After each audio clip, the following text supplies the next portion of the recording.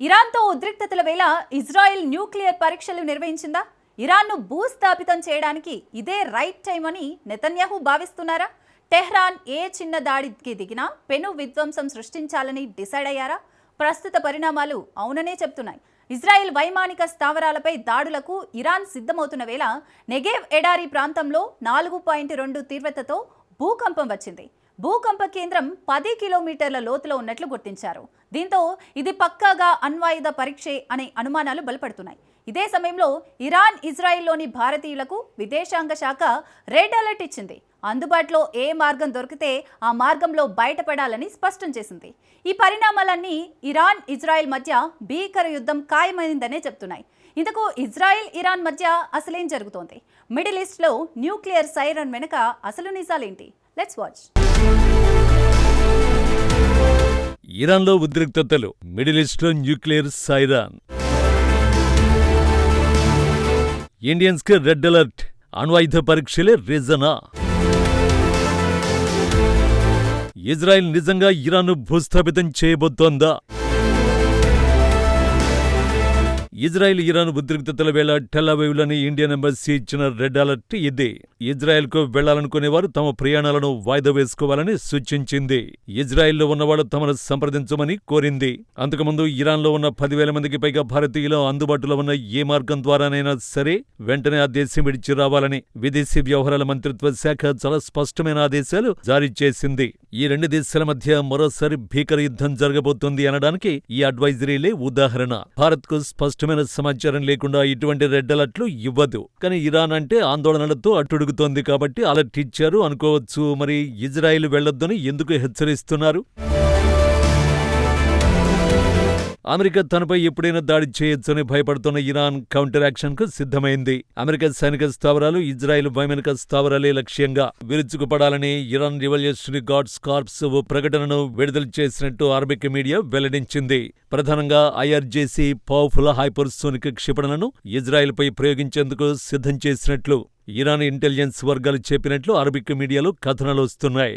ఇజ్రాయెల్కు చెందిన 8 వైమానిక సైనిక స్థావరాలే లక్ష్యంగా హైపర్సోనిక్ క్షిపణులను సిద్ధం చేసినట్టు వార్తలొస్తున్నాయి. తన శక్తివంతమైన ఫతాహ్ క్షిపణిని సైతం ఇజ్రాయెల్తో పాటు మిడిల్ ఈస్ట్లోని అమెరికా మిలిటరీ స్థావరాలపై గురిపెట్టినట్టు ఆ కథనాలు పేర్కొంటున్నాయి. ఫతాహ్ క్షిపణులు హైపర్సోనిక్ వేగంతో లక్ష్యాలను ఛేదించడమే కాకుండా మార్గమధ్యంలో వాటి దిశను మార్చే అవకాశాలుంటాయి. సో వీటితో దాడి చేస్తే మిడిల్ ఈస్ట్లో భారీ విధ్వంసం మొదలైనట్టే.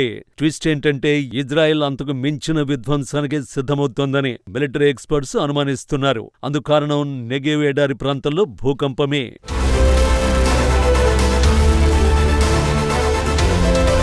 మిడిల్ ఈస్ట్ భగ్గుమంటున్న సమయంలోనే ఇజ్రాయెల్ నెగెవ్ ఎడారి ప్రాంతంలోని డిమోనాలో 4.2 తీవ్రతతో భూమి కంపించింది.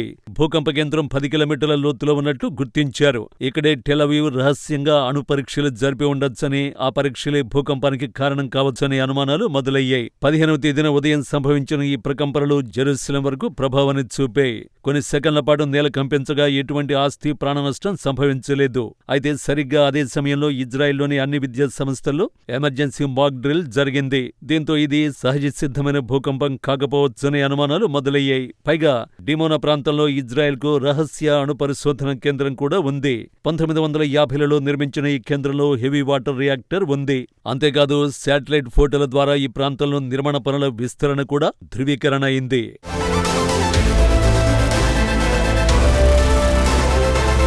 4.2 తీవ్రత, 10 కిలోమీటర్ల లోతులో భూకంప కేంద్రం. ఈ రెండు అణ్వాయుధ పరీక్షలతో సంబంధాలున్న నంబర్లే.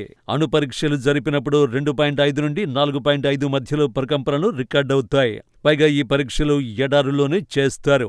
నెగెవ్ ఎడారి ప్రాంతంలో న్యూక్లియర్ రియాక్టర్ కూడా ఉంది. అన్నింటికి మించి నెగెవ్ ఎడారిలో భూకంపం వచ్చిన సమయంలోనే ఇజ్రాయెల్లోని అన్ని విద్యా సంస్థల్లో భూకంప ఎమర్జెన్సీ మాక్ డ్రిల్ నిర్వహించారు. అంటే భూకంపం ఎప్పుడొస్తుందో వాళ్లకు తెలుసు. ఇవన్నీ ఇజ్రాయెల్ అణ్వస్త్ర పరీక్షలు నిర్వహించిందని చెబుతున్నాయి.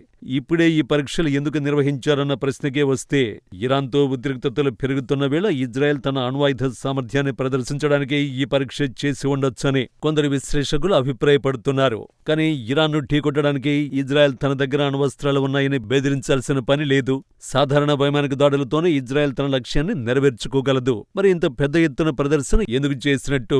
నిజానికి ఇరాన్ అణు ప్రోగ్రాంను ఇజ్రాయెల్ తీవ్రంగా వ్యతిరేకిస్తోంది. అది తమ దేశ భద్రతకు ముప్పు కలిగించే అంశం అంటూ ఆందోళన వ్యక్తం చేస్తోంది. ఈ క్రమంలోనే గత ఏడాది అమెరికాతో కలిసి ఇరాన్ అణు కేంద్రాలపై వైమానిక దాడులు కూడా జరిపింది. ఆ సమయంలో ఇరాన్ కూడా అణు పరీక్షలు నిర్వహించినట్లు విస్తృత ప్రచారం జరిగింది. ట్విస్ట్ ఏంటంటే 2025లో జరిపిన దాడుల తర్వాత 400 కిలోల శుద్ధి చేసిన యురేనియం ఎక్కడుందో తెలియదు. B2 బాంబర్ల దాడిలో యురేనియం కూడా భూమిలో సమాధైపోయిందని అమెరికా వాదించింది. అయితే ఇజ్రాయెల్ మాత్రం దాడికి ముందు యురేనియంను అణుస్థావరాల నుంచి తరలించారని నమ్ముతోంది. దీనికి సంబంధించి టెల్ అవీవ్ దగ్గర పక్కా సమాచారం ఉండి ఉంటుంది కూడా. సో తన దగ్గరున్న యురేనియంని టెహ్రాన్ బాంబుగా మార్చిందా అన్న అనుమానాలు లేకపోలేదు. అంతర్జాతీయ అణుశక్తి సంస్థ నివేదికల ప్రకారం ఇరాన్ వద్ద బాంబు తయారీకి అవసరమైన స్థాయికి అంటే 90% చెరువులో ఉన్న యురేనియం నిల్వలు ఉన్నాయి. కానీ యురేనియం ఉండడం వేరు, దానిని ఒక వార్ హెడ్ గా మార్చి క్షిపణికి అమర్చడం వేరు. ఈ రెండో ప్రక్రియను ఇరాన్ ఇంకా పూర్తి చేయలేదనే నిపుణులు భావిస్తున్నారు. కానీ ఒకవేళ ఆ ప్రక్రియను టెహ్రాన్ పూర్తి చేసి ఉంటే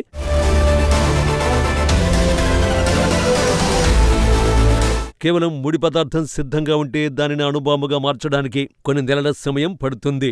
ఇరాన్ దగ్గర గత ఏడాది 60% శుద్ధి చేసిన యురేనియం ఉందని అమెరికా, ఇజ్రాయెల్ కూడా చెప్పే.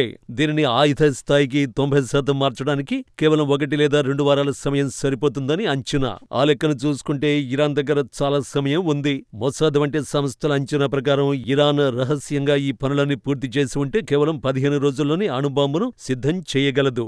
దీనినే బ్రేక్అవుట్ టైమ్గా పిలుస్తారు. ఇరాన్ ఇప్పటికే ఈ బ్రేక్అవుట్ టైమ్ను ఫాలో అయిందని ఇజ్రాయెల్ అనుమానిస్తోంది.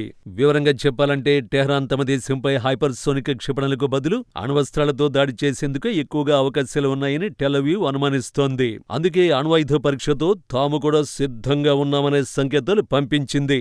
ఈ మొత్తం వ్యవహారంలో ఒక్కటి మాత్రం సుస్పష్టం, మిడిల్ ఈస్ట్ లో ఈసారి ఏదో పెద్దగానే జరగబోతోంది.